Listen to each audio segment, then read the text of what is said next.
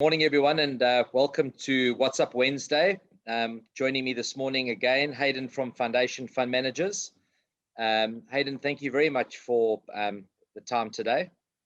I'd like to maybe just kick off with a little question around where we've been in the last 2 weeks. We didn't speak last week, but we've seen a significant backward step with the Rand. And I just wanted to maybe ask you a little bit about that. Has this been a gradual slide over the last 2 weeks, or has there been sort of a catalyst, if you want to call it that, that's sending us as the Rand lower? Sure. Yeah, morning, Gary.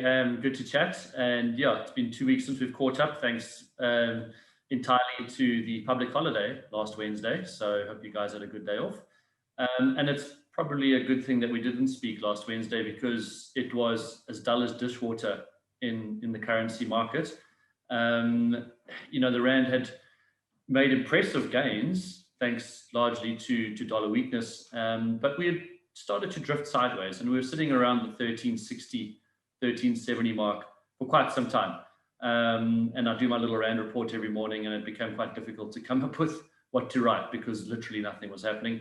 The reason for that was traders on the international space were, by and large, sitting on the sidelines, waiting for the next Federal Reserve, the American Central Bank meeting, monetary policy meeting, which takes place over 2 days.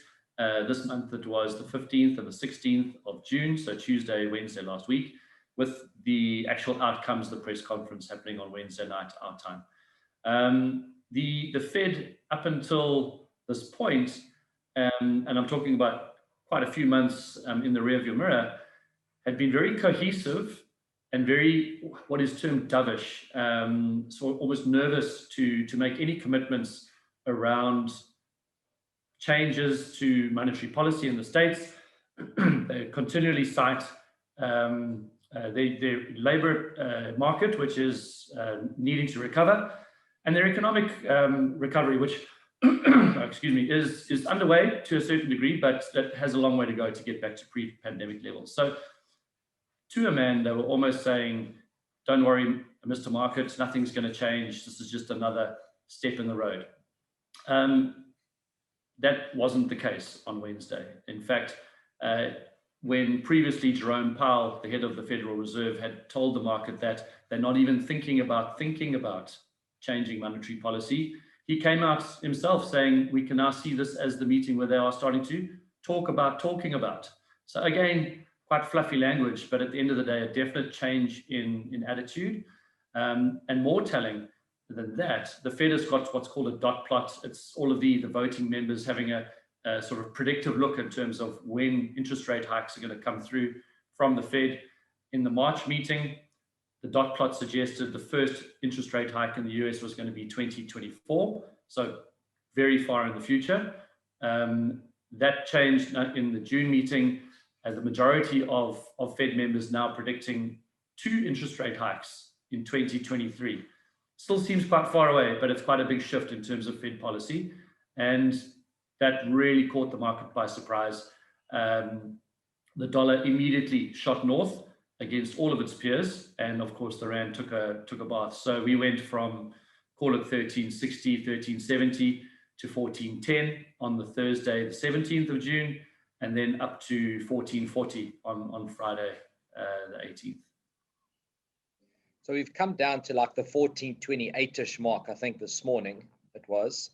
The Fed obviously spooked the market with this, but was this an overreaction of the market? Should we be worried about further losses? Yeah, so I suppose you can say it was a sort of an overreaction, although I think it's just the foothills of what's to come, personally. It's difficult to predict these things, but I think it's just the first signal of the Fed changing their tack, and of course the rest of the currencies need to be concerned about that out in the world. But the Federal Reserve has got an incredibly responsible job in terms of not overly disrupting financial markets and the real economy. And so they tread very carefully when they make any changes to policy. quite often referred to as moving at glacial pace when they make any decisions. This definitely wasn't a glacial pace. They perhaps came out a little bit too aggressive with their language last week, and we saw the reaction in the market.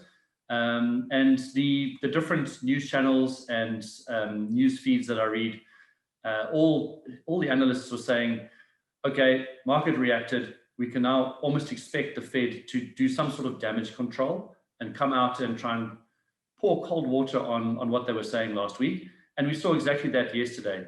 Jerome Powell, head of the Fed, had a testimony in front of the US Congress, and he was at pains to not mention interest rate hikes and not mention any cutting or tapering of their asset purchasing program, which are the definition of policy tightening, and spent a lot of time talking about how US inflation is elevated. I mean, the numbers they've been putting up are at ridiculously high levels in terms of the US historical inflation figures, but saying that inflation is transitory. It's their favorite word at the moment.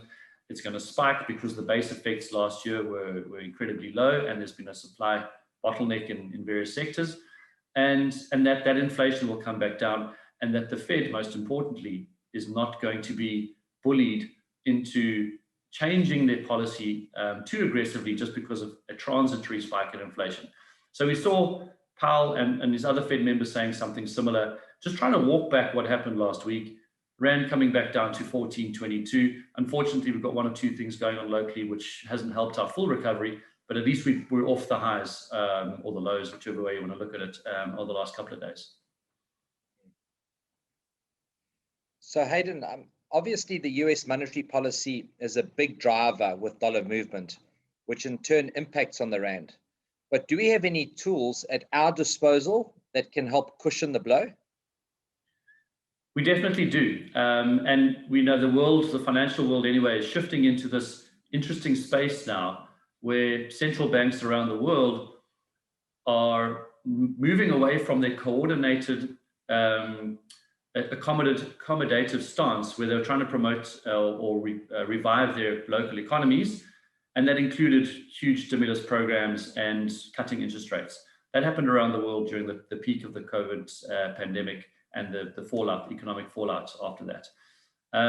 We've recently had the Bank of Canada. They were the first mover coming out and saying that they, in 2022, are going to start lifting interest rates. And for a couple of days, that hurt the dollar because the Canadian dollar is in what's called the dollar index. It's a basket of 6 currencies, which determines where the dollar is valued against its peers. And the US dollar fell off as a result. But Canada, not the biggest economy out there, so it was perhaps just a little ripple effect. The US now has come out and saying, or the US central bank saying that they are thinking about acting a little earlier than we all expected, and of course we've seen the ramifications in the dollar markets pushing us weaker. And to be fair, that's going to be a massive risk for us over the coming months. When they say they're actually going to hike rates, it will be followed by when they're actually going to start cutting asset purchases. Each of those announcements are a risk event for the Rand. But we've also got our own central bank, of course. We're not defenseless here, and we're sitting, almost surprisingly so, in quite a strong position, or stronger than we would have thought, to try and defend the Rand. Remember, our central bank's sole mandate is not currency manipulation. We don't want to defend the Rand just because it's nice to do. They have an inflation price target. So the Reserve Bank looks at a 3% to 6% band in local consumer inflation. And if it goes above 6%, which it hasn't done for some time, I think we were above 6% in 2017. But if we do have elevated consumer inflation levels, then we can lift our interest rates, which makes the Rand more attractive to international investors. That piles investment into Rand-based assets. Demand for Rands pushes the Rand stronger, and a stronger Rand means that our imports then become less expensive, and therefore inflation goes down. So there's quite a few moving parts at play. The good news for us is that we've got a better than expected economic recovery out of our COVID slump. We've got higher than expected tax revenue collection. We've got trade surpluses off the charts. And of course, we're sitting ourselves at historical lows in terms of our interest rate. You know, the prime interest rate right now at 7%, the repo rate at 3.5. So the Reserve Bank can start incrementally lifting our own interest rate to improve rand appeal and bring the currency down. I don't think it's going to happen anytime soon, but we've got the dry powder. So I just wanted to quickly find out then, if we can adjust monetary policy to defend our currency, which is basically increasing our interest rates, then surely at the same would be true for the UK or Europe when it comes to the pound and the euro. You're exactly right. And this, again, you know, goes back to the sort of different races that the central banks are running right now that I was mentioning earlier.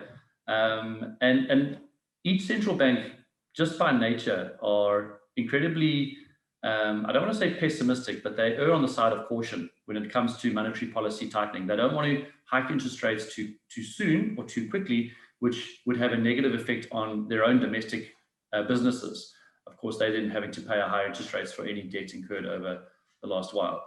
But at the same time, they can't just keep the taps open forever.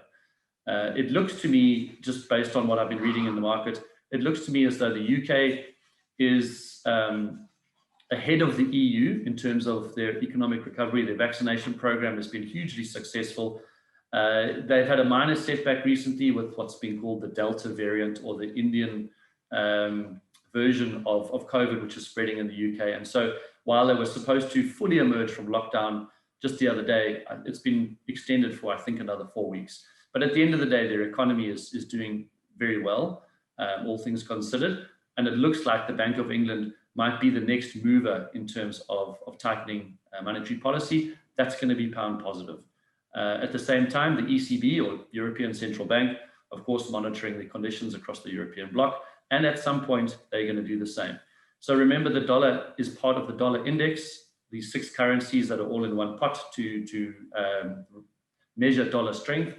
And when the Bank of England and the European Central Bank start to tighten policy, strengthen their currencies, it's probably going to mean we're going to struggle against them as trading partners, but it's definitely going to keep the dollar in check and stop it from running away. And of course, that layered on top of whatever our Reserve Bank can do means that, you know, I don't know if we're going to get back to 18 and 20 rand to the dollar anytime soon, just because the Fed is hiking interest rates.